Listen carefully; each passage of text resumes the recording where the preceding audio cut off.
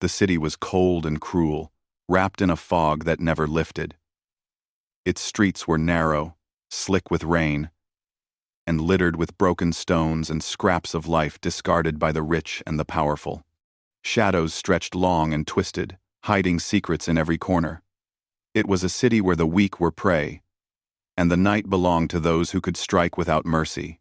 Elara walked carefully, her hand trailing along the damp walls of the alley. Her sightless eyes saw nothing, yet her other senses had grown sharper than most people's ever could. She could feel the rhythm of footsteps, the smell of wet stone, the faintest hint of smoke from a distant chimney. She had learned to navigate this dangerous world without sight, but every step carried fear and uncertainty. Tonight, the wind carried a sharper bite than usual. Elara's small basket, clutched in her arms, contained bread for the house where she served. She had worked for the noble family for nearly a year, yet the world outside their mansion was a storm of cruelty. People spat on her, mocked her blindness, or shoved her aside as though she were nothing. Most nights, she endured the insults silently. But tonight, a deeper unease tugged at her chest. She had not gone far when she heard it. The rough, mocking laughter of men in the alley ahead. The sound was jagged, cruel, and full of intention. Her stomach tightened. She knew they were waiting. She tried to pass quietly, but one voice called out, low and menacing. "Look what we have here. A little blind mouse in the streets." Elara's heart beat faster. Her hands clenched the basket, gripping it like a shield. The men stepped into the dim light, tall and broad, shadows of menace against the walls. Their eyes glinted with malice, and their laughter echoed through the alley like a warning. She froze. "Please," she said softly, voice trembling. "I'm not looking for trouble." "Trouble?" one of them sneered. "You are the trouble, girl." Before she could step back, they surged forward. One grabbed her arm roughly, spinning her around. She stumbled, catching herself against the wall. Fear filled her chest like water, threatening to drown her. They pushed and shoved, laughing as they did, and Elara's mind raced for escape. She had no weapon, no ally, only the fragile strength of her own courage. A sharp blow to her side sent her to the ground. Pain flared, but she refused to scream. She had learned long ago that cries often made matters worse. She curled into herself, bracing for the next strike. But then, the laughter froze. A presence arrived, silent, powerful, and cold. The air shifted around them, heavy with authority, and something older, something dangerous. Elara could feel it, even if she could not see it. The men faltered, unease prickling at their nerves. Then a voice cut through the tension, deep, smooth, and commanding. "Leave her." It was not a plea, nor a threat, it was law. It carried the weight of centuries, a dominance that bent the room to its will. The men exchanged uncertain glances, but before they could react, a shadow moved with impossible speed. The tall figure loomed over them, a blur of elegance and power. In an instant, the attackers were pushed back, tripping over themselves, their shouts lost in the cold night air. Elara could hear the subtle sounds of the fight. The scuff of boots, a thud, a grunt. She could feel the presence near her, a warmth in the dark, but not threatening. It was protection, and something more. The last man tried to raise a fist at the shadow, but a sudden motion, swift and controlled, sent him sprawling. Silence followed, broken only by the wind. The figure stepped into the dim light of the alley. He was tall, regal, and terrifying. His movements were precise, each step deliberate. Even in darkness, Elara sensed the power radiating from him. "You," she whispered, voice trembling. "Who are you?" The man crouched slightly, just enough to meet her height. His voice was low, calm, and strangely comforting. "I am Kale," he said, "and I will be your sight." The words sent a shiver through her. Something in them stirred a warmth she had never known in the cold streets. Despite the fear, despite the pain, she felt a flicker of hope. He extended a hand. Not harsh, not demanding, simply offering guidance. She hesitated, but instinct and need won over pride. She placed her hand in his. "Stay close," he said. "The city is not safe for someone like you." He lifted her gently, her small frame feeling almost weightless in his grasp. Ilara's mind raced with questions, yet she could not speak. She was overwhelmed by the mixture of fear, awe, and something new, trust. She had been beaten, mocked, and abandoned by the world. But here was someone who seemed to see more than her blindness. Someone who understood more than appearances. Kale moved swiftly, carrying her through the misty streets. Ilara felt the air shift with each step, the subtle changes in temperature, the echo of distant footsteps. She realized she could sense the city in ways she had never known, guided by his presence. As they turned a corner, one of the thugs stumbled across them, seizing a brick to throw.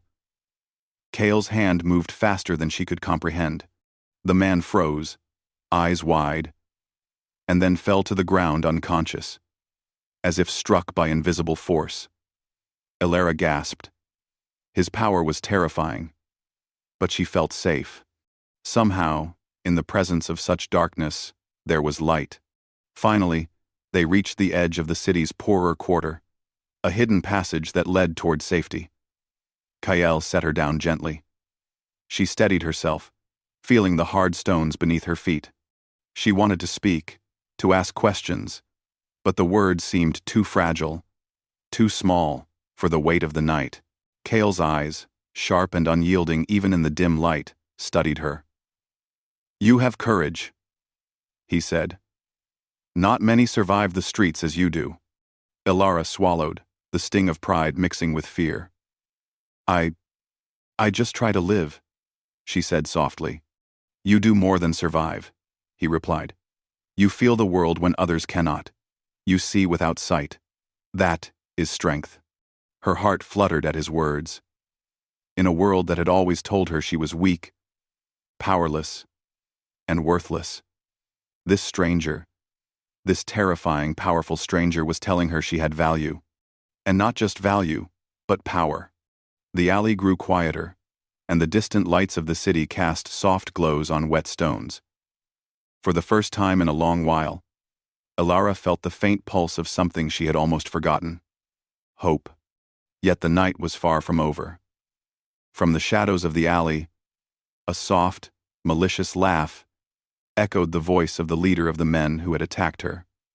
"You think she is yours, Kael?" it hissed. "This girl is nothing, but she will belong to us one way or another." Ilara stiffened, her hand instinctively reaching for Kael. He felt it, his hand covering hers, a silent promise that he would protect her. "I will be her sight," Kael repeated, voice low and unwavering. "No one will harm her while I stand." The words were both a warning and a vow, resonating through the empty streets like a promise etched in stone. Ilara's heart beat rapidly. She had survived the night by chance, by skill, and now by something else, by the presence of a being who seemed to blur the line between nightmare and guardian. She knew her life would never be the same. The darkness of the city, the cruelty of men, and the shadows that haunted the streets were only part of a larger, stranger world, a world Kael had just opened to her. And as the mist swallowed them both, she realized one truth she could not yet voice. She was no longer alone. The alley fell silent once more. But in the distance, movement stirred. Eyes glinted from the darkness, watching. The city's underworld had noticed her, noticed the bond she now shared with Kael.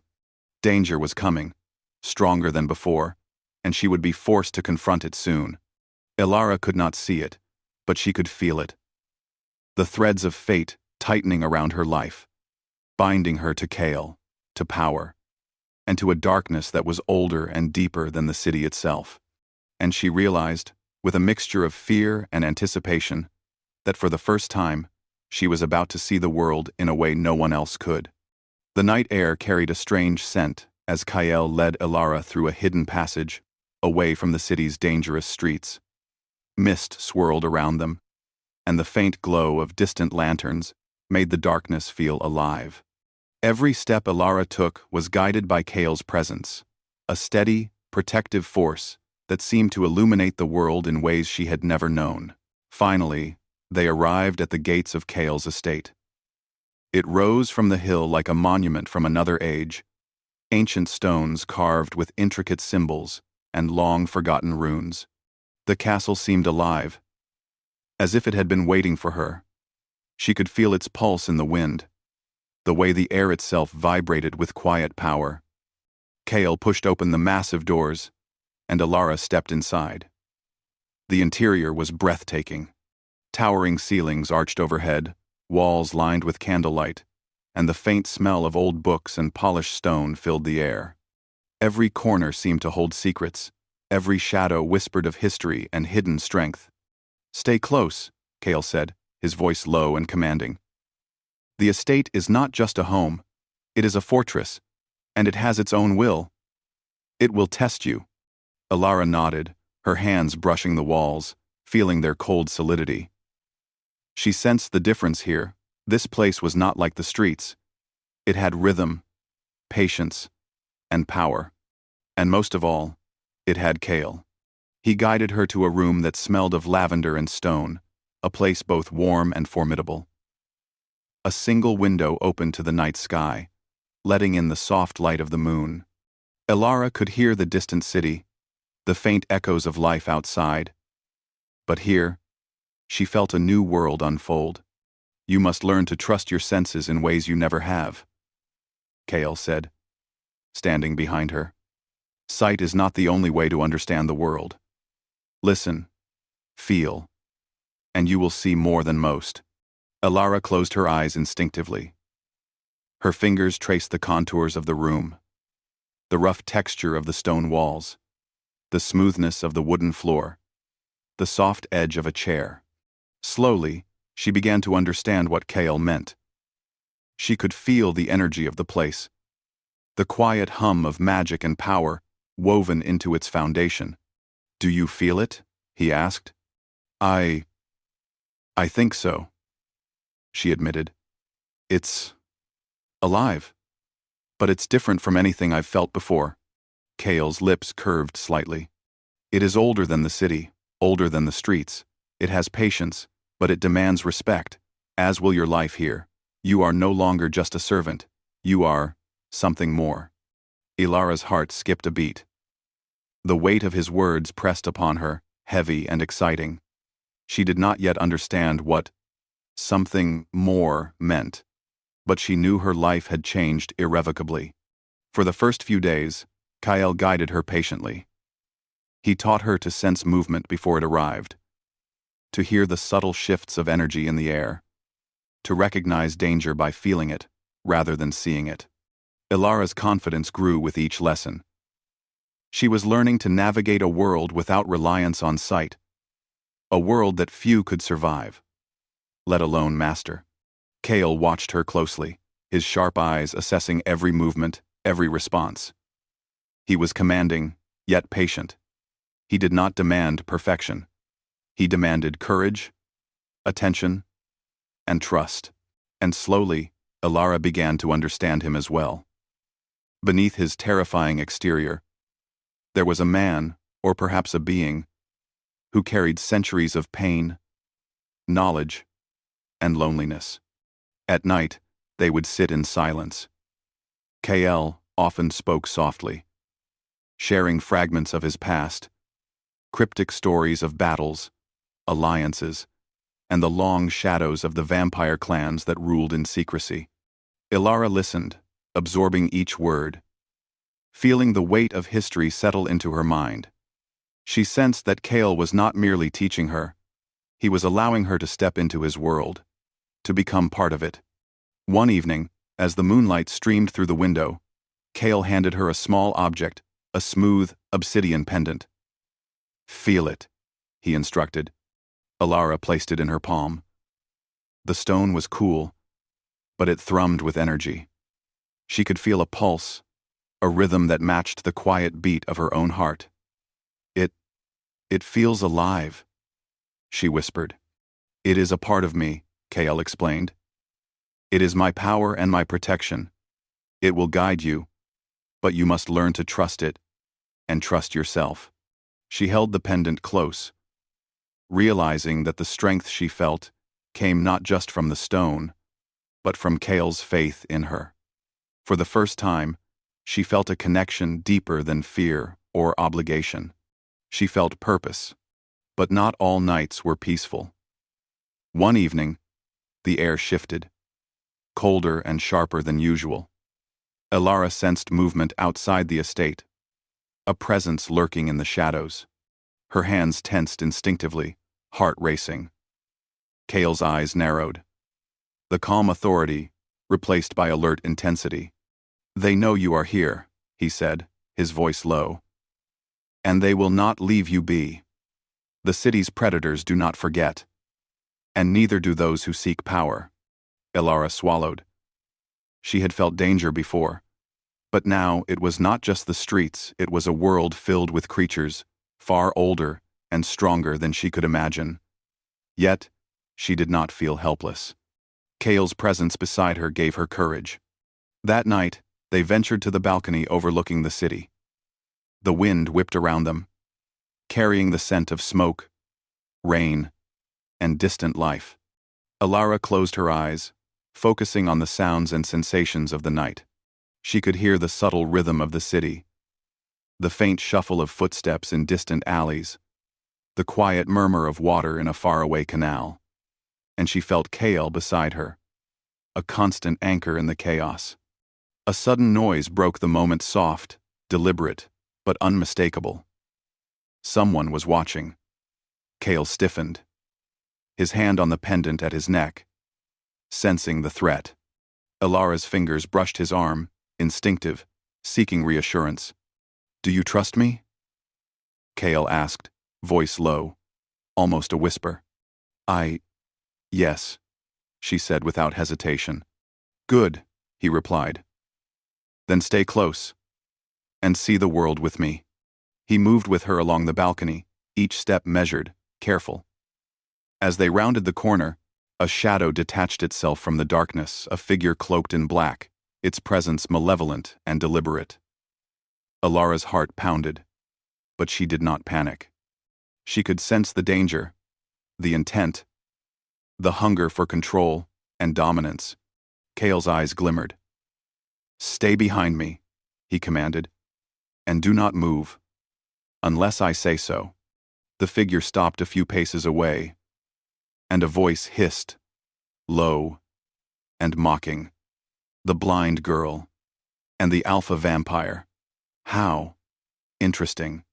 Kael's posture stiffened, the subtle aura of power around him radiating like steel. Elara could feel it, the surge of energy that made the air itself heavy. She did not flinch, though her heart raced. The pendant in her hand pulsed with warmth, and for the first time, she felt connected to the power she had never known she could wield. "You will not touch her," Kael said, his voice smooth but unyielding. "Leave this place." The figure laughed softly, a sound that carried malice and amusement. "She is no pawn," Kael continued. "She is mine to protect, and mine to guide." Elara's fingers tightened around the pendant. She felt strength flowing through her, confidence growing in her chest. The fear of the streets, the pain of being powerless, was being replaced with something new. Courage, purpose, and connection. Without another word, the figure melted back into the shadows, retreating with a hiss that promised they would meet again. Kael turned to Elara, his gaze intense but gentle. "You did well," he said. "You saw more than you think. Trust your senses, trust yourself, and trust me." Elara exhaled slowly, the adrenaline leaving her body. I never thought I could feel so safe," she admitted. Kael's expression softened, almost imperceptibly. Safety is a gift, but so is courage. You have both now. And both will be tested soon. Alara looked out at the city below, its dark streets and flickering lights, and felt a mix of fear and exhilaration. She realized that life as she had known it, weak, fragile, alone, was gone. She was stepping into a world of shadows, power, and secrets, and she would not face it alone. The night stretched on, and the castle hummed around them, alive and watchful. Alara knew that her journey had only begun. She would face darkness, enemies, and the unknown. But with Kale beside her, guiding her, and with the growing strength inside her, she felt ready. Yet beyond the walls of the estate, the city whispered. Eyes in the darkness watched, patient and calculating. Danger was coming, older and sharper than before, and the threads of fate were tightening around Alara and Kale, pulling them toward trials neither could yet imagine. The night hung heavy over the city.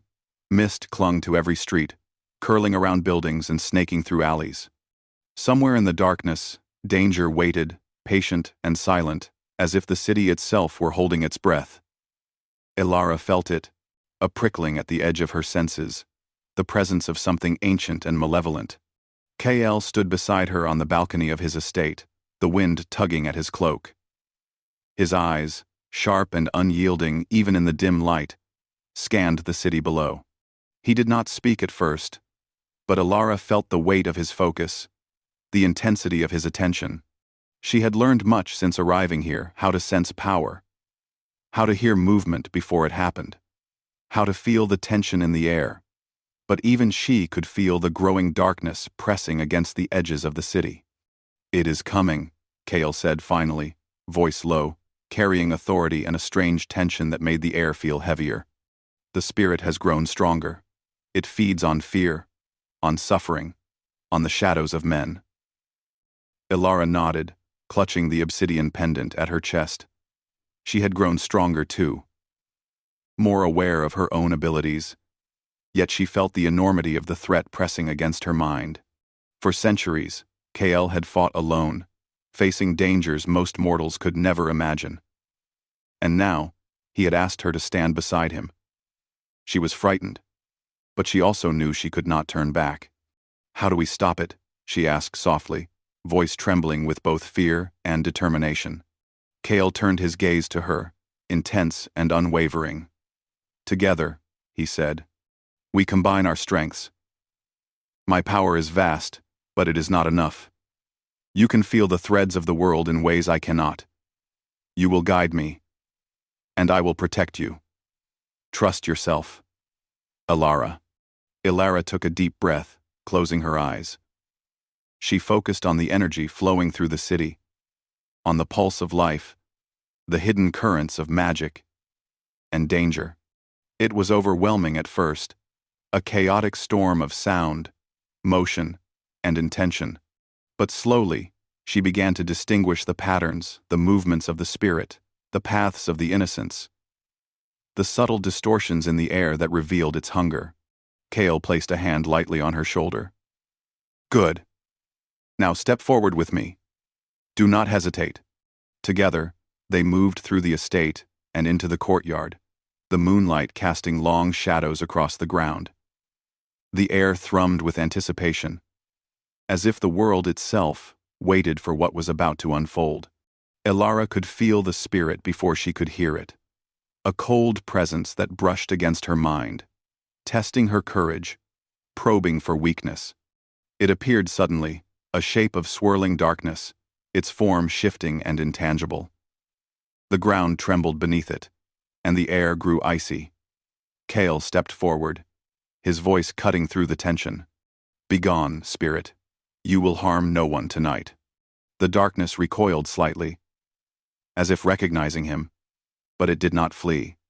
Instead, it moved toward them with slow, deliberate malice, tendrils of shadow reaching for the estate. For Alara. Alara's heart pounded.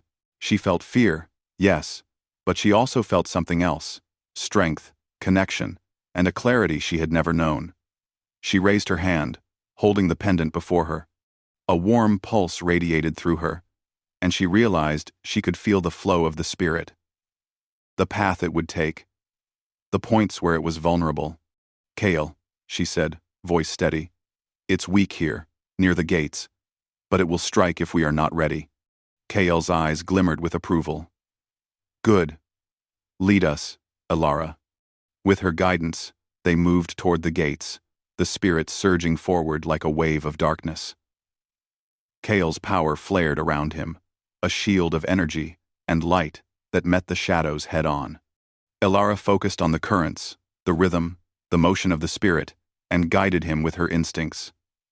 Every step she took, every subtle movement, was a signal to Kale. Together, they became one force, a fusion of human intuition and vampire power. The spirit lashed out, tendrils of darkness snapping toward them. Kale struck with precision, his power cutting through the shadows, but the creature was relentless, clever, and ancient. Elara could sense its strategy, its desire to divide them, to exploit fear. She adjusted, moving her hands in patterns only she could feel, whispering directions that Kyle followed instinctively.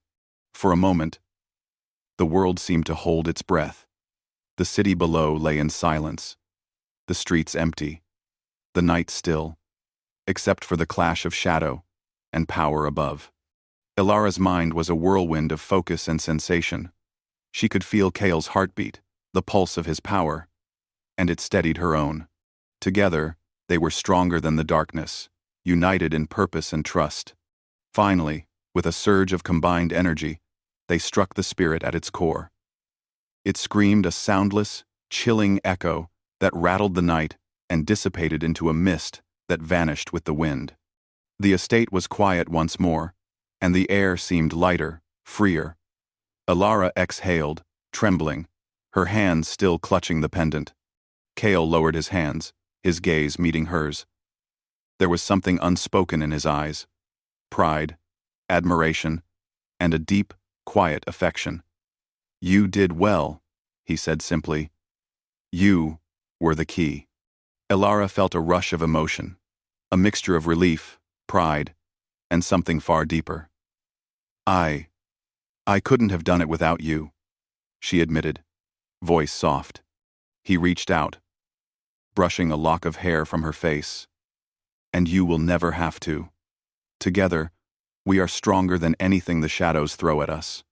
The moment stretched, charged with unspoken feelings.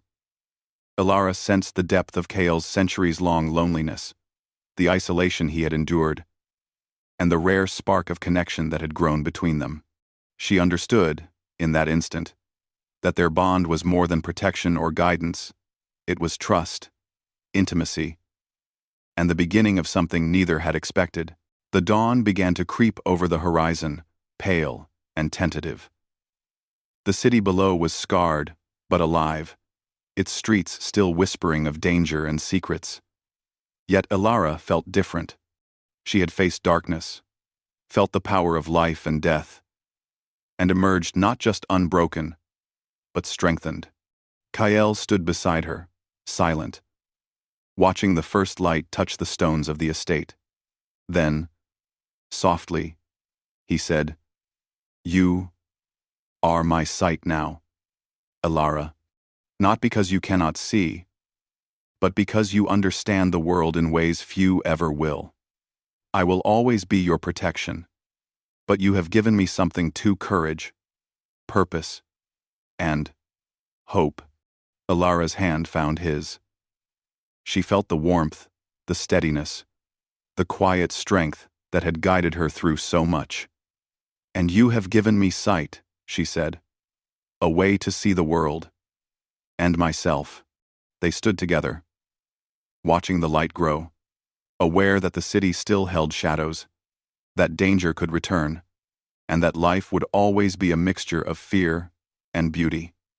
But they also knew this: together, they could face anything. Yet even in victory, the world did not rest. From the far edge of the city, a dark figure observed them. Cloaked and silent, its presence radiated menace and patience. It whispered to the wind. The alpha vampire has claimed her. But darkness is patient. Their story is only beginning. Alara felt a shiver, instinctively sensing the watcher. Kale noticed too, his posture shifting slightly, alert but composed. The night is never truly over, he said, voice low. But we are ready. For the first time, Alara believed it. She had faced the streets, faced her fear, faced shadows older than the city itself. And now, she faced the future uncertain, dangerous, but filled with the promise of strength, love, and the power to see beyond what others could. The world was vast, mysterious, and dark. But in Kale's presence, Alara had found her sight not in the eyes, but in the heart. And together, they would walk the shadows, unafraid,